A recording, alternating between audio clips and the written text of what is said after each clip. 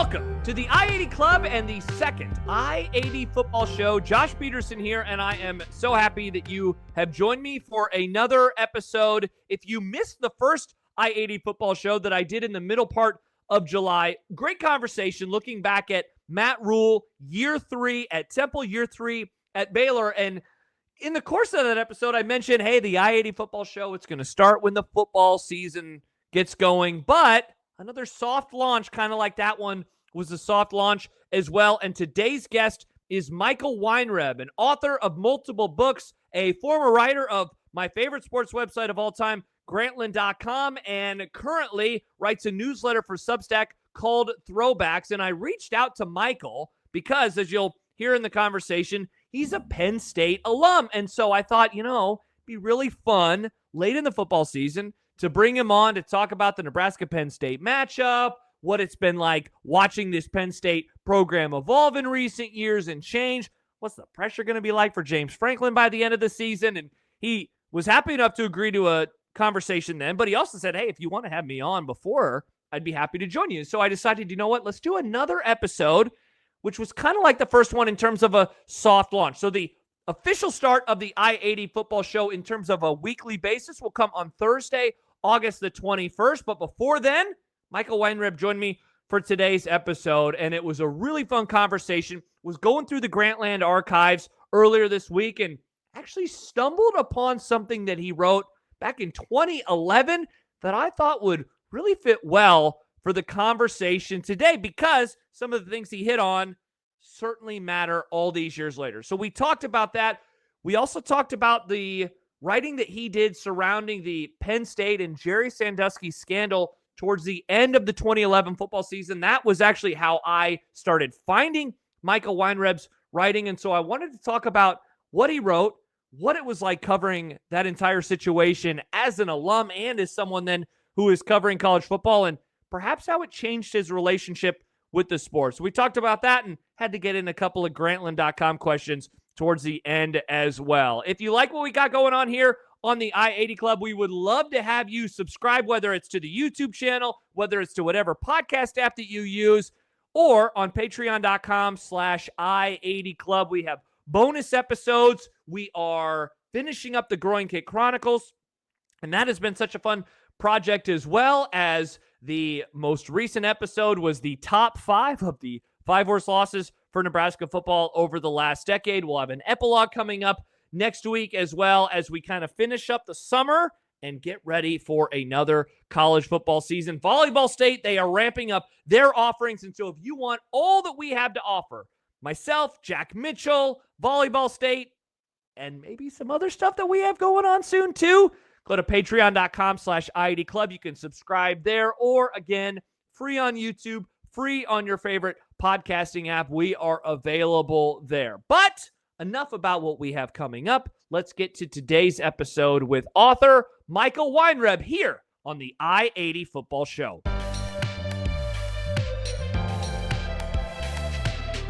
So happy to have on the I-80 Football Show an author of multiple books, including one that is now a little over a decade ago that I have in my hand right now, Season of Saturdays, as well as the newsletter Throwbacks. It is Michael Weinreb joining us here on the I-80 Football Show. Michael, thank you so much for taking the time. How are you today? I'm all right. Thanks for having me. I can't believe it's been 10 years since I wrote that thing, since I published that thing. Yeah, I was going to ask you about that. I remember I got it, and I for whatever reason that week, I fell down with a pretty nasty stomach bug, and I was at home all day from work, and I ripped through the entire thing in one day. As you said, I mean, we're over a decade now. What's it been like for you, given that there have been a lot of important college football games that I have to imagine maybe you watch them and think, ooh, that one could have been in the book if I were to do a new copy of it today? Yeah, well, I hope you don't associate my book with a stomach virus. That's not at all. Yeah, I mean, it feels like that book kind of captured a certain era in college football where things were changing and moving into this, like, with the spread offenses and with Nick Saban and everything else. So, but it's also, it captures the first 150 years, basically, 145 years in sort of the pre-playoff era. So I don't know. I hope it remains as an interesting artifact for people who come across it now, as like, okay, this is what college football was like up until the playoff era and up before all the craziness that's happening now, yeah, maybe someday I'll get to write an epilogue to it. But yeah, it's almost been like the changes outside of the game are bigger than like the games themselves in the last 10 years or so, So it feels like if I did do an epilogue, that's mostly what it would be about. Yeah, I spent some time this morning trying to think of, okay, so this was published right before the 2014 season. I'm like, okay, what games since 2014 and onward would fit into it? Because I think the coolest part about it is it does include the kick six, right? Like, which in my lifetime is my favorite college football ending that I've ever watched in a football game. And after that, I guess that season, Ohio State beats Alabama on that, there's that famous T-shirt that Ohio State fans wear about Ezekiel Elliott, like running through the heart of the South or something like that. But for the most part, you're right. Like the stories of the sport now are NIL and transfer portal. Back in the time, it was the satellite camps. There are memorable games, of course, but I don't know if we have had as many memorable games in the last 10 years that would kind of fit the motif of that book. Yeah, I'm wondering like what even is the most memorable game of the last 10 years? Is it one of those Alabama Clemson games? I guess maybe that would be it. Maybe you do those two together because they were sort of, tied together for a couple of years where they had those. Was it two great games that they had? I think that were almost. I don't know. I can't remember if they were back to back or not. Yeah, Alabama won the first one, and that had the onside kick. And then the next year, Clemson came back and beat them with 10, 15 seconds or something left in the game. Yeah, exactly. So I think those are the two that stand out to me. But, last year wasn't a great championship game, but you sort of had the new format. So there was the novelty of the new format. Sure. But it feels like I don't know. I can't think. I feel like I got lucky in a way because that Alabama era, the kick six era was like such a big era of on the field change for college football where it was like all these spread offenses. And now it's like, now you see them in the NFL everywhere too. It's like that's basically trickled up and become what football is now. But, you had that moment where it was like Nick Saban being like, is this what we want football to be? And now you're like, well, this is what football is, Yeah. So at least with the on the field stuff, it's like that was kind of a cool era to chronicle. And then obviously it goes back for people who haven't read it, it goes back to, Rutgers, Princeton in 1869. So there's that it kind of goes through how the sport evolves and continues to evolve. And nothing like the craziness of the last few years, but it's always changing, Yeah, it certainly is. I'm curious, Michael, your relationship to the sport then versus now. At the time you were writing for Grantland and you were covering college football. Pretty much on a daily, weekly basis, you're putting out columns. So you're then writing this book about the sport. Now you're not covering it on that day-to-day basis like you were then. How has your relationship with college football changed over the last decade? Yeah, it's a good question. I think, I can be a little more selective in what I watch. I can be a little more, frankly, partisan in what I watch because I'm a Penn State alumni, grew up around Penn State, and we're actually relevant again. So that's kind of exciting and scary and all those things. I think you're a Nebraska guy, right? So, Yep. My sympathies on what you're what you're having to deal with, but it's like, I always thought we would kind of be like that and just sort of, be that program that would be striving to make it back and might never make it back, and so to actually have a team that makes it back and be able to kind of step outside of it and not have to be the journalist all the time is kind of fun because, I can just be a fan. And then, for the newsletter that I write, and when I do write stuff for other outlets and things, I can kind of put that journalist hat back on, Yeah.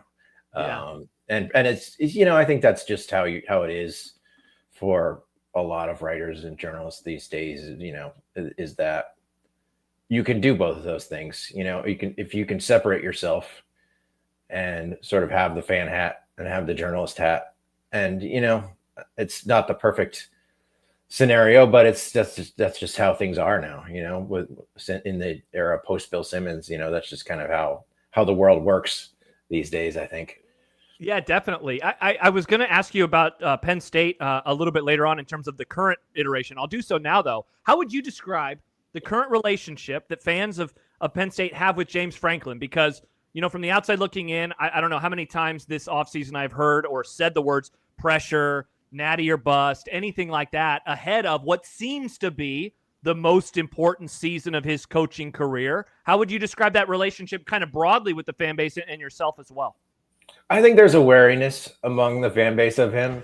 I don't think there's an incredible connection, and I can't quite. I mean, I think it's partly just his personality and the way he is. I mean, he's a salesman, and so I think there's some people who don't fully trust him, and obviously the way that they've played in a lot of big games, has kind of colored the way that fans think of him. I don't know. It's always a weird relationship between fan bases and their coaches, right? I mean, how many coaches are truly beloved while they're coaching, while they're sort of in that phase of trying to chase a national championship?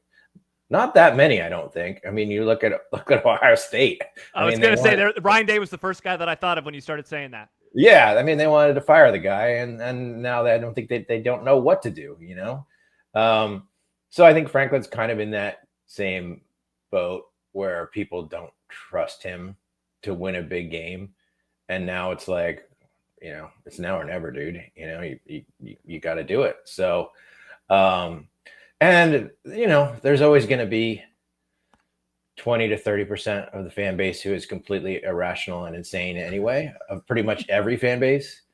So that's and those are the ones who call into the radio shows, and those are the ones who, write on the message boards.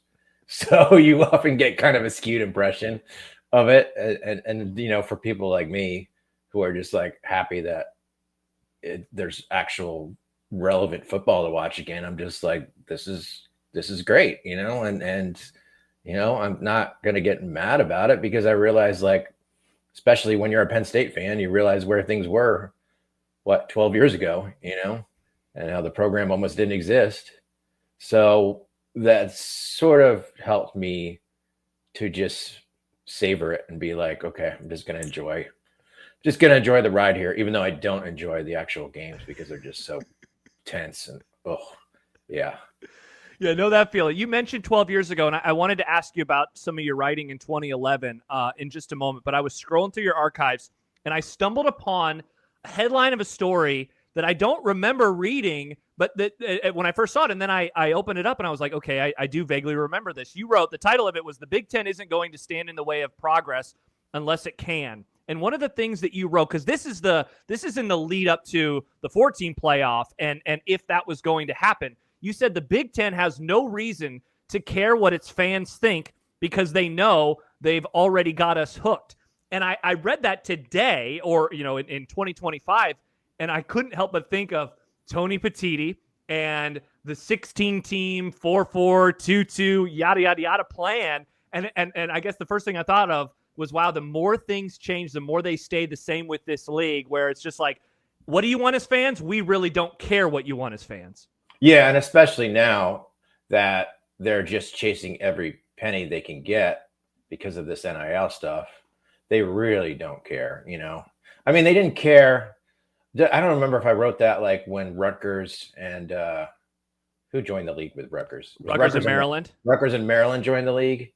And that just seemed like the most cynical, TV move ever. And it still feels that way however many years later. So that was when you were like, well, these people they're just going to do what they want. They're going to turn this league into this, coast to coast behemoth that nobody really wants, because college football had this regional identity that was really cool, but it doesn't matter. No, they don't care about that. It's just chasing money. It's just chasing the bottom line. And it's partly because the system has changed. And it's like, none of us are going to stop watching, right? we're not going to stop watching because we're playing USC instead of, playing Illinois. But that's just how it is, man. It's like, that's just part of the compromise of actually having to be equitable and pay players, I guess. And, kind of realize that that's where things are going.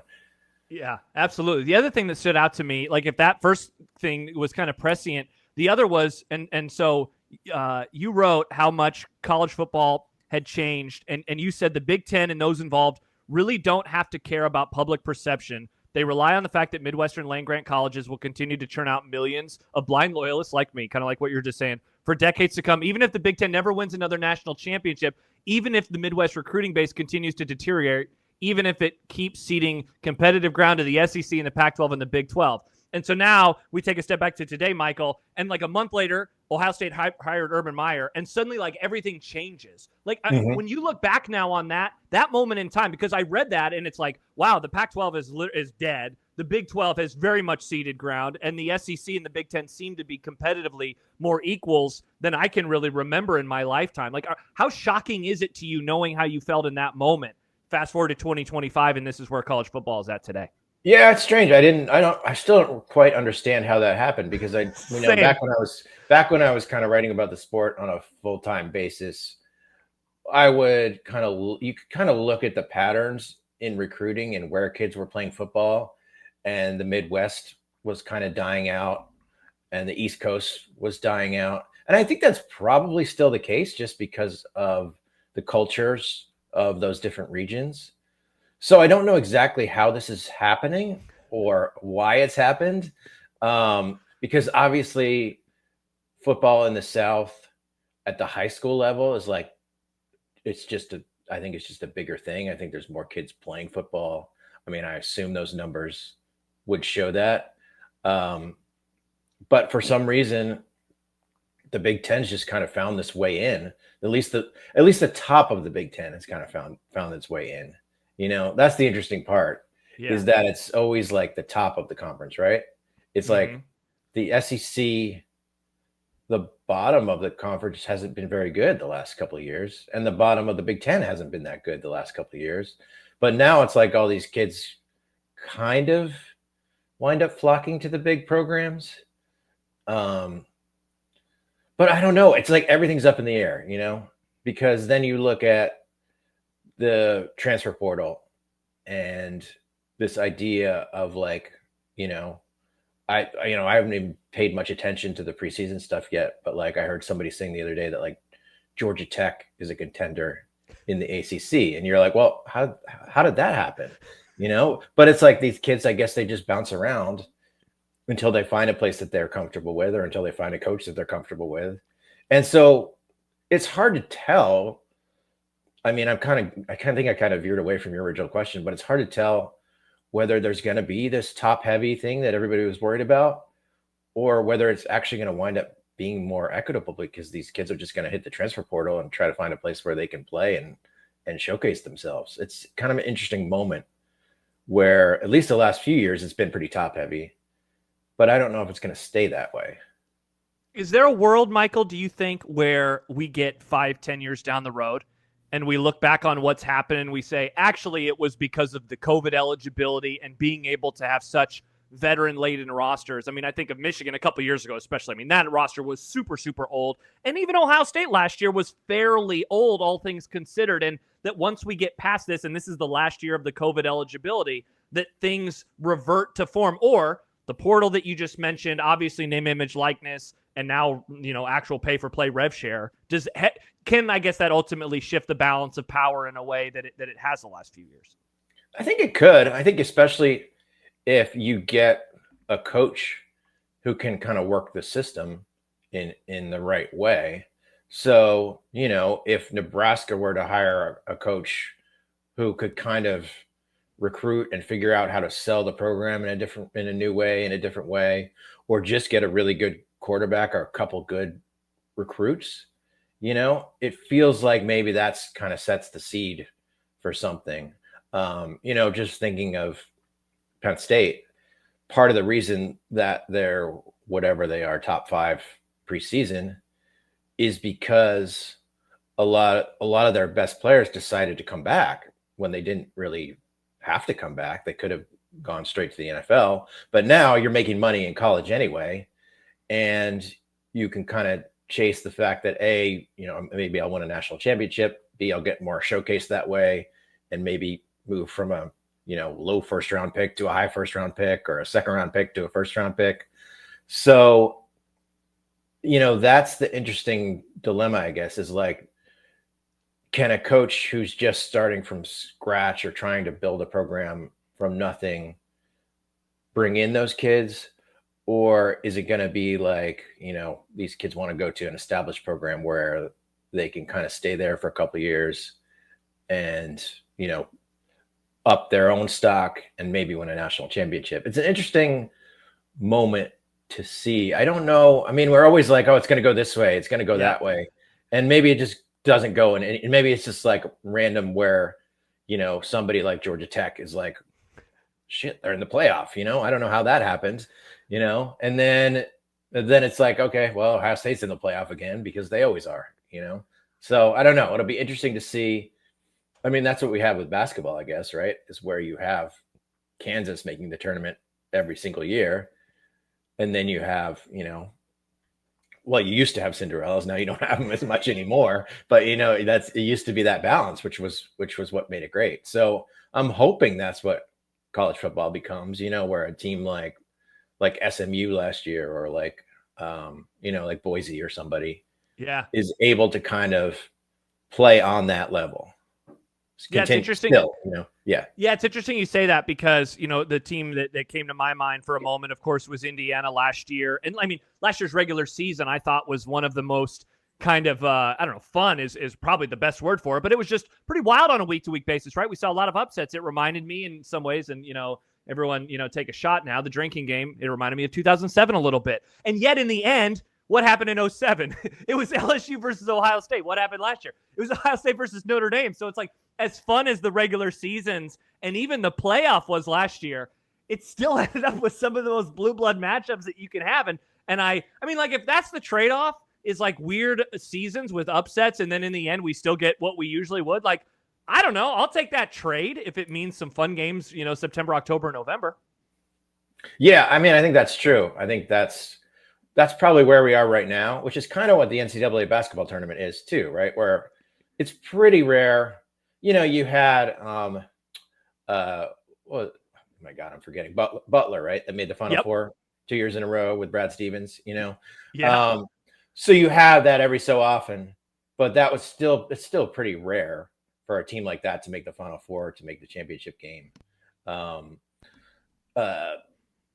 I don't know. I mean, it will be interesting to see how. I mean, it's so hard to keep up with what the system is even going to be anymore. There's all these court cases, there's all this congressional stuff. And because I don't follow it as much for a living anymore, like, I don't even know where we're going to be in a couple of years. But I think that's the ideal that you want, is at least some sort of parity. I also think, like, the fact that the regular season still matters, but every game doesn't matter. And I know everybody's like, oh, that's what made college football great. But it's kind of great that now maybe you get more upsets, because maybe these teams are think like, well, we can lose a game or two and we'll be fine, and you're still playing for something. So it's kind of an interesting, I don't know. I think that argument was a little bit overblown, that people thought, well, every game has to matter. And every game still kind of does matter. But, if you're Ohio State, maybe you can lose 2 games and then, go blow through the playoff like they did. Yeah, absolutely. Well, I'll say this before we move on. I follow it every day, and I don't even know where it's going to be in a few years. So I think we're all kind of in limbo right now with the future of college football. I imagine that I'm not unlike many readers of yours that found your writing through the Jerry Sandusky scandal in November of 2011, and learned about, your relationship with Penn State that you mentioned earlier. You're an alumnus. How often, I guess, kind of a way to kick off the discussion, how often do people still mention that writing to you? Because I spent some time this week reading you wrote 3 stories kind of back to back to back when it first unfolded. And I spent some time rereading them.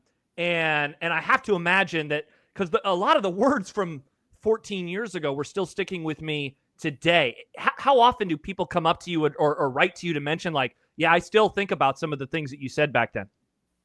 Well, thank you. That's very nice of you to say. I think most people have short memories, so they probably don't even remember Grantland anymore, But certainly like Penn State alums and people who I know, from college, or people who might just have read them back then and were Penn State fans, bring that up sometimes. I think it's an interesting question because I think about it. I don't think about it all the time, I want to say, but certainly during football season, it's changed the way that I watch Penn State, for me, where, like I was saying earlier, I'm just happy to, have a football program that's competitive and interesting and fun. And I think a lot of people, as a lot of people don't have any sense of perspective when it comes to college football and when it comes to sports in general. Yeah. So part of that, I think, is being a journalist. And part of that, I think, is having gone through that experience and having to look at it through a journalist's eye and realizing that what happened, whose ever fault you think it is, was terrible, and also then just realizing that beyond that, there are a lot of crazy hypocrisies and terrible things that happen when it comes to college football, and even just like the journey of the last, again, I'm getting beyond your question a little bit, I guess, but even just like we were talking about like how things have changed and realizing, beyond that scandal, like let's talk about just like the general hypocrisy of college football and the fact that these players were making millions for their schools and not getting any of the cut, and we all sort of knew that was dumb. And then we finally reached that tipping point where it was like, we can't do this anymore. So people are now complaining, and I do it too. People are complaining about like, well, the game is changing because we have to pay all these players, but it's still a better system, right? I mean, it's still better that we're giving these guys the money that they deserve rather than giving them nothing.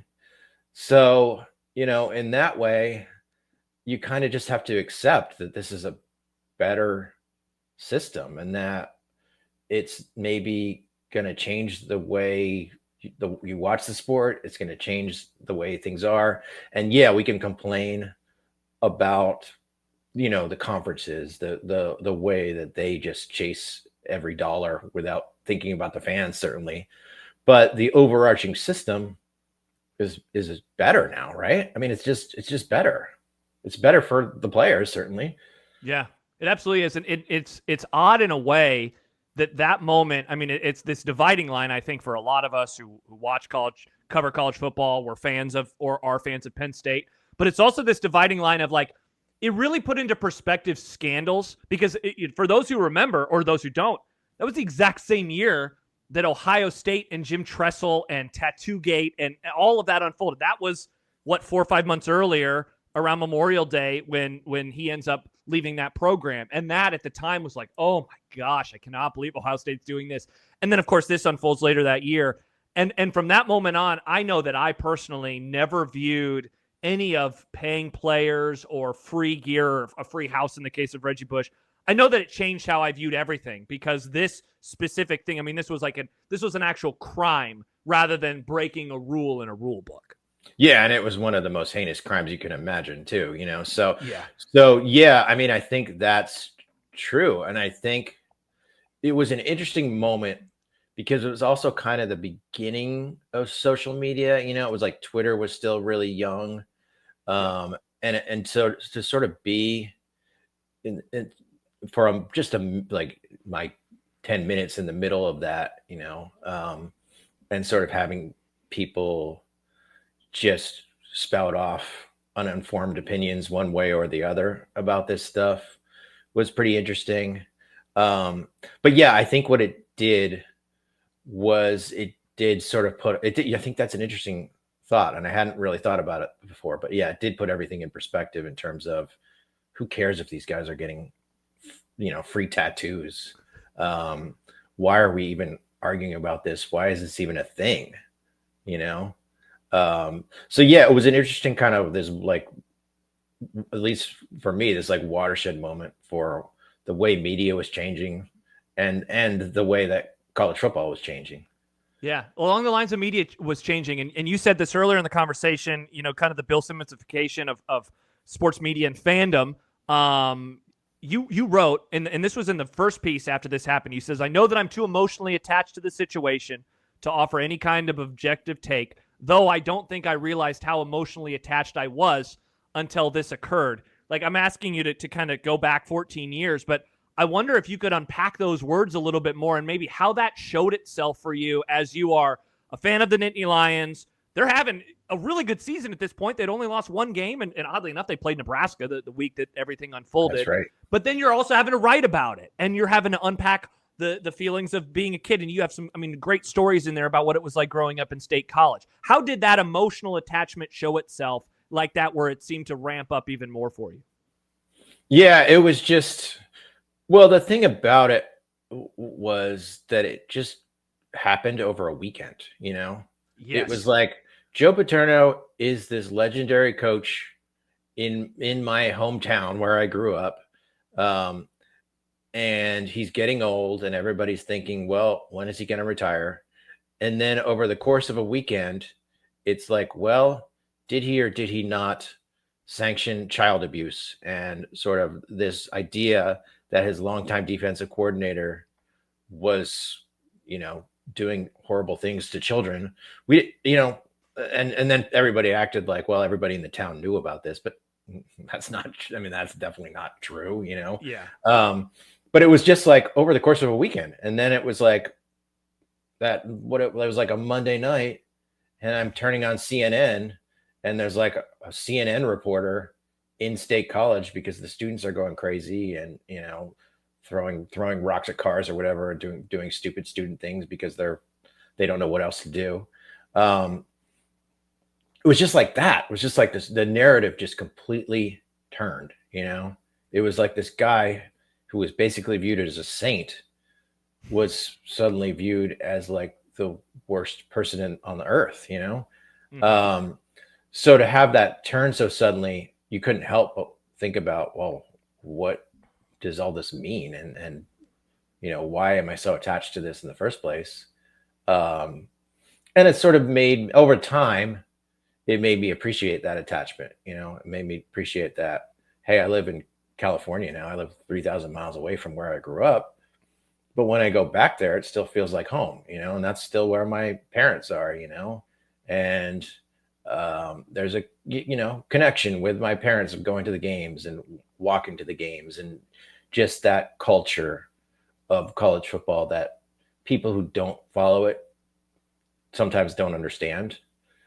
But it's a ritual, it's like it's like anything else. It's a ritual, and it's important.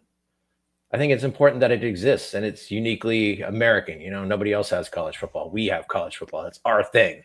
And you only have it in certain parts of the country where maybe you're in a smaller town or you're not near a pro football team. Those are the places where it resonates the most. In Nebraska, it's like, that's what you guys have. Thing. That's your pro team, Yep. So it matters, and you should have a connection to it, but you should also have perspective about it and realize, like, we're lucky to have this. And yeah, I'm going to complain about it. I'm going to bitch and moan about it when they lose, but like, it's lucky that it exists, Mm-hmm. I don't remember if I had read one or two of the pieces that you wrote, but I was trying to come up with a way to ask you, did the time feel like, now with the benefit of hindsight, did it feel longer than it was or shorter than it was? And then in a late November story from that year that was titled Living in State College, you wrote, it's been a little more than a week since the news broke, and it feels like it's been months. And so I was like, wow, he literally answered the question, that I was trying to form before I read the next article. Does it still feel that way, where it felt like this long period of time? But as you said a few minutes ago, it happened over a weekend, and suddenly everything was different. Yeah, it did. It felt like it was it felt like a long process, even though it wasn't, Yeah.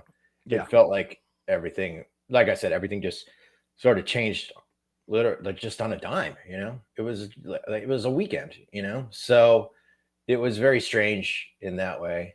And it does, it feels like a dividing line in a lot of ways, where it was just the before and after. And it's interesting to hear you talk about that was a dividing line for you in terms of just how you viewed the sport and how you viewed, what matters in college football and what doesn't matter. So yeah, I mean, it's now that it's been like, God, almost 15 years, I guess, it's interesting to think about those things and be like, what did change over the long term? How much did this affect the way things changed over the long term? Yeah. You wrote about, cause I think you went to the Nebraska game and just how maybe kind of different it seemed. I remember watching from Lincoln. I was a student at the university at the time. And I remember just even watching it as a fan, it feeling different to me. I imagine in the moment, you probably thought this is how it's going to be forever. It will never feel normal again. When did it, if it ever did, or whatever the new normalcy became for you, when did that change, do you think, in terms of how you took in Penn State football like you used to? Yeah, I mean, I think it's just changed over the last several years. I think you had Bill O'Brien and as the coach for 2 years. And that was kind of the transitional period. And then you had Franklin come in, and then it was like, okay, I guess we're going to compete again. So I think that was kind of the moment where people were like, okay, we have this big time coach, we're starting to move up those recruiting lists again. Now we have to beat Ohio State, so it didn't take that long, to be honest, because fans are crazy, so I think that was probably the moment where once O'Brien left and he was kind of the transitional guy, the guy who kind of got us through. And I think he'll always be remembered fondly at Penn State just because of the way he kind of helped that program stay together. But then once you get Franklin, you're like, okay, this is a transactional time to be guy. Good again. Yeah, this is like a guy who's like incredibly competitive, incredibly transactional. He's a salesman. It's like, okay, let's go. Let's do this, Yeah. Let me ask you this, and this is now totally moving on from the 2011 component of Penn State football, but there's a local media buddy of mine, and we started picking Penn State to win the Big Ten and or national championship, like every year starting in 2017, coming off of the great 2016 run. And I think we did it 17, 18, 19, and then COVID was weird, obviously, and here we are. We were obviously always wrong about that. I have always viewed the 2017 Penn State team as this incredible sneaky what-if team because they blew the game against Ohio State, and go watch highlights. They were kicking the Buckeyes' asses up and down the field, and Saquon Barkley returned the opening kickoff for a touchdown. And then the loss the next week was this weird game to Michigan State that had a 3.5-hour rain delay in the middle of it, and then it comes back and the Spartans win. Do you, as a fan of them, view the 2017 season as a big of a what-if as a random guy in Nebraska does close to a decade later? I have to admit, the seasons start to blur together once you get older. So I'm like, wait, 2017 was McSorley and Saquon. And I now, when you talk about those games, I'm like, okay, I remember that. Yeah. I mean, obviously the one that sticks out to me is when they beat Ohio State on that blocked field goal. But that was 2016, right? Yep. Yeah, that was the season before. That was the moment, though, that I felt like we were back. That was the moment when you were like, okay, Penn State is back and legitimate again, and we can leave the scandal behind at least a little bit, So then 2017 was kind of the year that sort of built off of that. And I mean, I just remember going to one of those random early season terrible games. It must have been 2016. Was that Saquon's freshman year? 16 I think was his sophomore year because he was in the pros by 2018, so he would have been. So I can't remember what year it was, but yeah, I mean, it was just one of those random games against Kent State or something, and he just randomly hurdles a guy, and I just like looked at my dad and I was like, what is going on here? Like, who is this guy? And from that moment on, you were like, this is probably the greatest player we've ever had at Penn State, you know? Wow. So then by the time you get to that season, you're just like, okay, we have probably at least the greatest running back we've ever had, you know? And you have a really good quarterback. But yeah, I mean, that's when the Franklin narrative started to build, you know, where it was like, he can't beat Ohio State, he can't beat Michigan, you know? So, and I do wonder how much it gets into his own head where, you know, he just overthinks these big games. So that was kind of that. I think that maybe that 2017 was that moment where you were like, okay, this guy is a great recruiter and his players seem to like him, but there's something about him just overthinking these big games. And that's kind of been the narrative ever since. Yeah, it certainly has. Before we let you go, Michael, I wanted to ask you, and you mentioned it earlier, and we spent a few minutes on the pod today talking about some pieces that you wrote for Grantland. It's my favorite sports website of all time. You know, talk about how time works and how you think something is either longer or shorter. I mean, Grantland was only around for 4 years. To me, it seems like it was much, much longer, and it's probably because of where I was in my career as I'm finishing college, and then I'm into I was suddenly on the radio. When it started, I was still in school. When it ends, I'm on the radio for my second football season at 1620 in Omaha. What like I don't want to ask the typical question, but I guess I kind of will, and that's just like, what was your favorite part about working there? Because I mean, the heavy hitters of people that were there at that time, it's pretty incredible. They're on the forefront of podcasting, all sorts of things. What memories do you have of your time there? I mean, I think it was just this ability to write whatever I wanted to write, you know, and get paid for it, which was nice. Yeah. So, you know, if I wanted to write a really strange feature about, you know, table tennis or, you know, whatever else, I could do it. I think I did it at one point, you know, like whatever I wanted to do, I could do. And then there was one year where I just went to a different college football game every week. I was like, I don't know how long I'm going to be able to do this. I don't know how long the site's going to last. I don't know how long anything's going to last. So I'm just going to do this for a fall. And I did it. And I was completely exhausted by the end of it. I don't know how these guys who cover college football do it every year, because it's a lot of travel, man. But yeah, that was kind of the best part, was just being able to just write and just discover. I mean, I had a sense of what my writing voice was, but just being able to just be like, okay, this is what my writing voice is. I don't know. I mean, I hope that we get to a point where people want to read long stuff again, you know, that people want to kind of dive into that deeper stuff, and that there's websites that kind of go in that direction. I mean, I think, you know, podcasts are great. You know, radio is great. TV stuff is, you know, documentaries are great.